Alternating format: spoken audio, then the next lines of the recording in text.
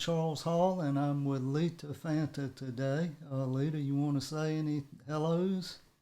Hello. Thanks for having Uh, me on, Charles. yes, all the way from Texas. So she's been in North Ooh. Carolina, just got back home. So glad to have her on today. Today we're going to talk about quality management. As you probably already know, the AICPA has issued some massive quality management standards. I've got those here. Been sleeping with these, not a lot of fun, but there's a lot of stuff here, isn't there, Lita? And then I If you know put it Lita, under your pillow, yeah, does it well, really it stick? just makes these funny noises when I do that, so I try not to. But the yellow book, it sleeps better, so I can sleep, put this up under my head, and it works better. Doesn't wrestle. So I've in been the living and breathing this thing too, like to yeah, try to understand because the yellow book just copied the AICPA standards. right, And and yeah, and what you and I have been talking some about the Yellow Book, and is it the same as AICPA? You want to say anything about that now? as far as I can tell, it's pretty much the Yeah, same, except for there's some terminology differences, but the concepts are the yeah, same. yeah. The requirements, yeah. Yes. So, when I think about quality management, I think of it in terms of like an alarm system. So, like when I'm Mhm. driving down I-75, if I'm getting out of my lane, my car beeps at me, beep, beep. And I'm like, thank you for beeping. I just almost hit that guy. So Mhm. it brings me back to where I need to be. And that's really what a quality management, we'll call this a QM system. We used to call it Mhm. QC for quality No ski. control. Yeah, so we're Mhm. changing some terminology. And Mhm. uh, so, in the governmental world, I know, Lita, you do a lot of work with single audits and yellow books. Mhm. Give me an example of an error that single audit people make. Yeah, sometimes it revolves around internal control, uh, because when you're doing compliance testing in the, single audit, you need to make sure that you identify relevant key internal controls and test those controls. Right, And, on the financial side, there's 2 pieces to the single audit, right? The financial side, right, right. the compliance side. On the financial side, you can kinda opt out of Yeah, internal controls if you yeah, want to. Can't do that on the compliance side. right. And so I think, like, clearly labeling, this is a compliance test, this is a control test, and that gets a little fuzzy too in the single audit because some Yes, of the compliance items are actually controls, yeah. but you just have to be really intentional and very clearly document that you satisfied that requirement on the single audit. Yeah, it's funny you say that. I actually saw that this week in reviewing Oh, somebody's yeah? single audit file. So this is an example of if you're doing a single audit and you're not documenting the internal controls like Lita just said, if you have a good QM system, you're going to start hearing beep, beep, beep. Mm. You'll get some kind of feedback that's going to correct you. And so that's what we're after. A lot of people are looking at this QM change as, oh no. And really, the way we should be looking at it is, oh yes, this is going to help me stay in my lane. It's going to help me do what I need to do.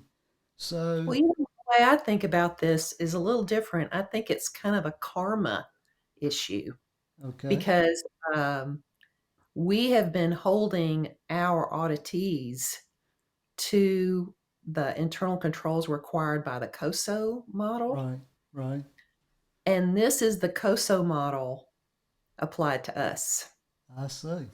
So That we makes, expect there to be a risk assessment at the auditee. We expect there to be control activities, information and communication, monitoring, control environment. We expect all these things of the auditee.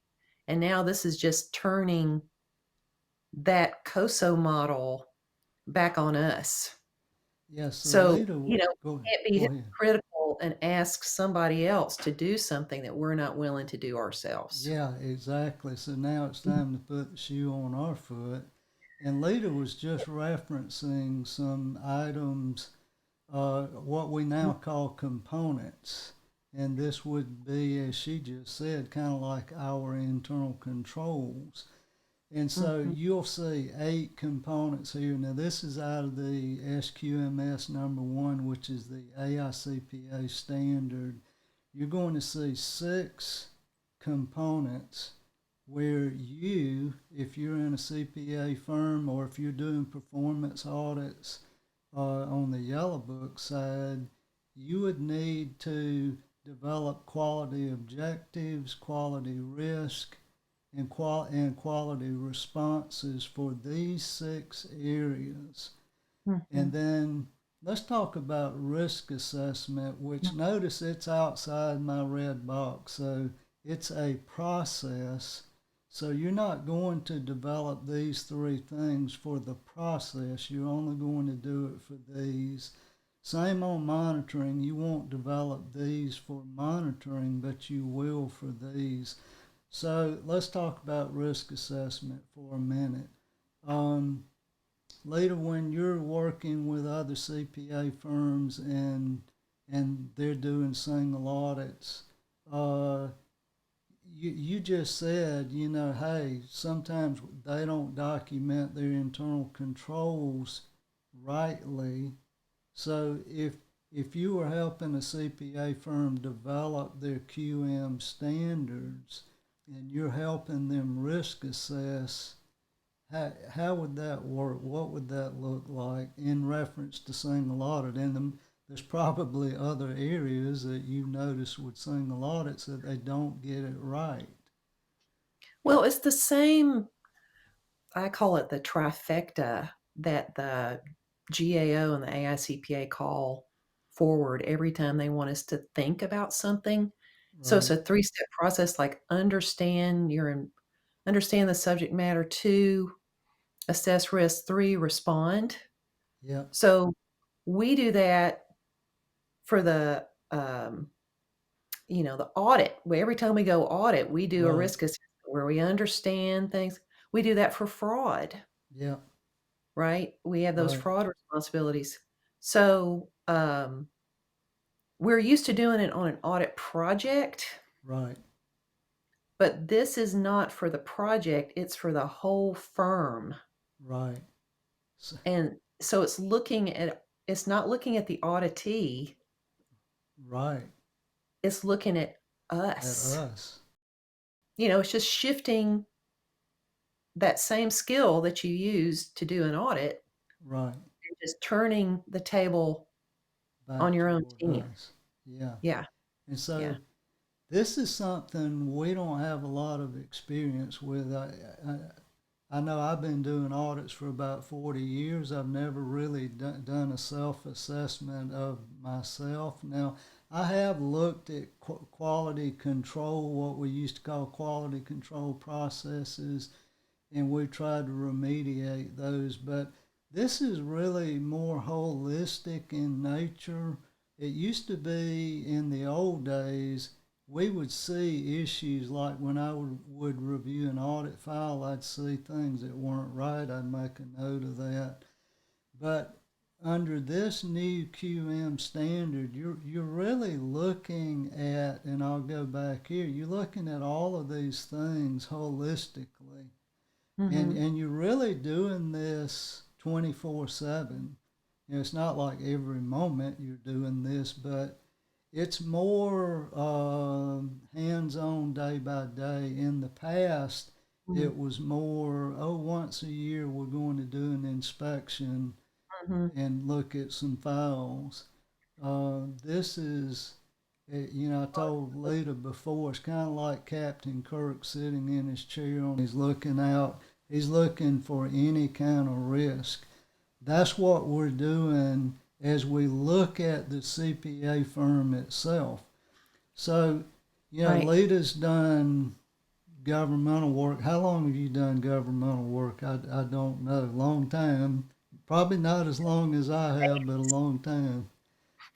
So, because she's got that background and she's seen all the mistakes that people can make, it's easier if you're like her and you've got this experiential knowledge over, several years to, I think, look at yourself and know where your weaknesses are. Mm-hmm. If you're young and you've been doing audits for 2 or 3 years, you may not have the experiences of falling down like I have many times, and Me then you too. know where the problems are. Mm-hmm. Right. So don't you think this will be easier for people that have been in public accounting longer than the newer people? Oh, yeah. But how Yeah, helpful is it to share this? That was one thing that I didn't enjoy about being a new staff auditor in public accounting was that I felt like I was being treated like a mushroom sometimes, like right. kept in the dark and Yeah, fed poo, right? And yeah, not having any idea what's going on. yeah. If you share this risk assessment and you do it alongside your team, Good they get the point. bigger picture of how all this stuff fits together. Yeah, great And so idea. be a real benefit to doing this for the firm. Yeah, so if we can bring everybody on the team into this process, everybody is better off. Oh, yeah. Even as an older guy I've done this forever, I still learn from the younger people, and we can all do this as we go through this QM process. Yeah, Now, and they let's, can actually recommend the younger people who are natives to technology can recommend ways that you yes. can put controls in place and respond to these risks that are much more efficient. Yeah, and one interesting part of this, we talk about resources as a component. A part of resources is personnel, like hiring, but a Mhm. new part of it is IT, information technology. Right. So, as Lita was just saying, some of the, well, if you're an old guy like me, you probably need the young people to come tell you about the information technology and how that's going to make your quality management system better. Yep. Okay, let's talk about who's responsible for this system. Well, that's I new know, too. That's yeah, kind of a new thing too, where they're naming specific roles right. that have to do specific things, and that's not the way it looked in the past. Yeah, um, it's another interesting change in here, but what we're going to see is, and I'm trying to pull up, yeah, I got it now. I'm pulling up the AICPA guidance on this. So the people responsible, you have mainly two people. You've got somebody with ultimate responsibility, and I'm going to go to Lita in a moment because this is a little bit different in the Yellow Book. We call Then, them in the Yellow Book, it's called the senior level official assigned accountability and responsibility for quality is what they okay, call that okay. person. Yeah, and Yeah. let me see if I It's a can. mouthful. Yeah. So here's chapter 5 in the Yellow Book, Mhm. and here's that language for the senior level here. Mhm. So it looks a little bit different from the AICPA. Here they say ultimate Ultimate. responsibility. Yeah. Over here they say senior level official. Mhm. And then you've got the person with operational responsibility. The senior level person in the AICPA standards, they talk about managing partner or the No such thing. firm's managing board of partners. Over here Mhm. in the Yellow Book, it doesn't use that kind of language. So a Because little partner bit is of a not difference. relevant. Yeah, Yeah. okay. But Mhm. then we've got operational responsibility, and that would be like I used to be the QC partner in our firm. So on a day-to-day basis, I would be responsible for making sure the processes work. But at the end of the day, the person with ultimate responsibility, they're going to conclude at the end of the year about whether or not this QM system is working the way that it should. Does the AICPA make it clear that the operational responsibility thing could be divided up among multiple people It instead of does. one And person? Okay. actually, here, let's see if I can bring this up a little bit. They Mm-hmm. divide in that step C, they're basically saying, hey, this person can delegate out Mm-hmm. independence monitoring and also just general monitoring. Uh, Mm-hmm.